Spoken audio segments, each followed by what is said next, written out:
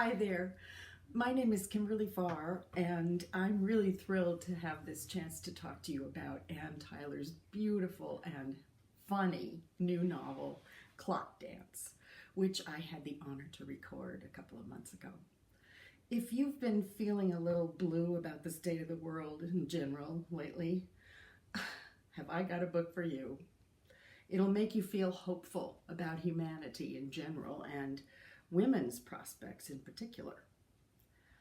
Clock Dance is the story of Willa Drake, a woman whose life looks perfect on the outside, but is really kind of stifling. We first meet Willa when she's 11 years old. Then the novel checks in with her at decades-long intervals at age 21 when she's a newly engaged college student, at age 41 when she's a new widow, and at 61 in 2017 when she gets the phone call that's going to change her life. The caller, who she has never met, convinces her to uproot her life and come to a strange city to care for a shooting victim named Denise and her 9-year-old daughter, Cheryl.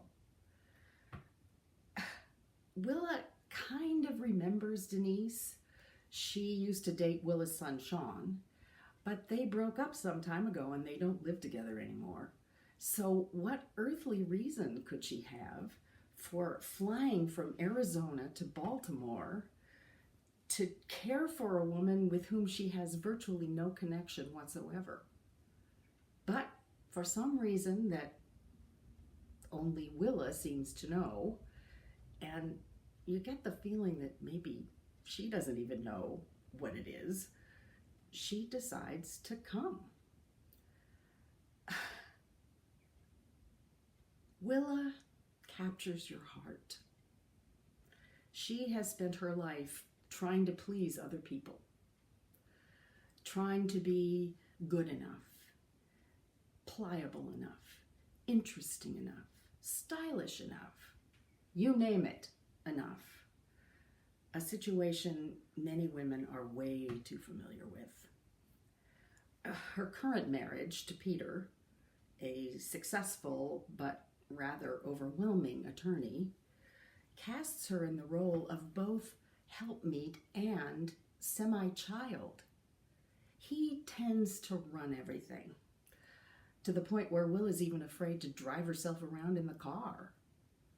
Her 2 sons don't seem to care about her very much, and she's looking, probably unconsciously looking, for someone who needs to be loved, who will love her back.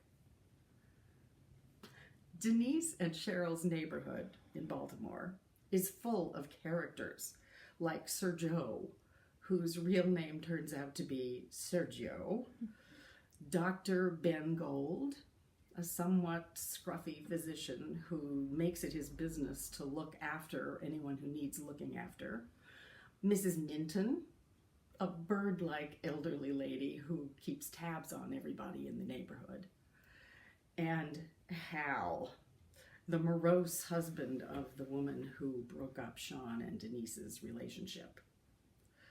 Over the course of a few weeks, Willa falls in love with all of them.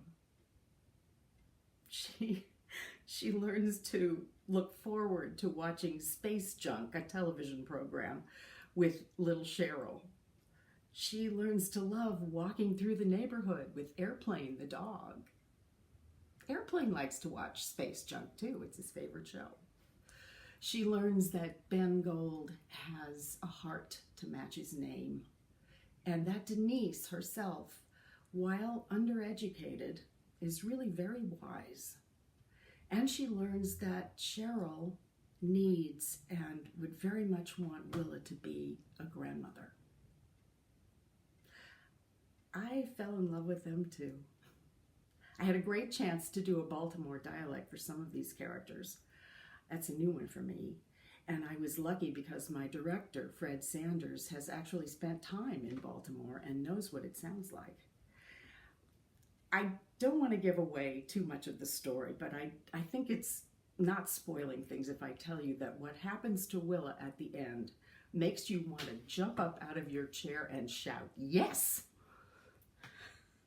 This book reminds you that people really are good at heart, that second and even third acts are possible in life, that love is out there if you just take the time and trouble to go looking for it, and that perfectly wonderful families can be composed of people who have no relation to each other by blood. I loved this book. I really did love it. Clock Dance by the magical Anne Tyler.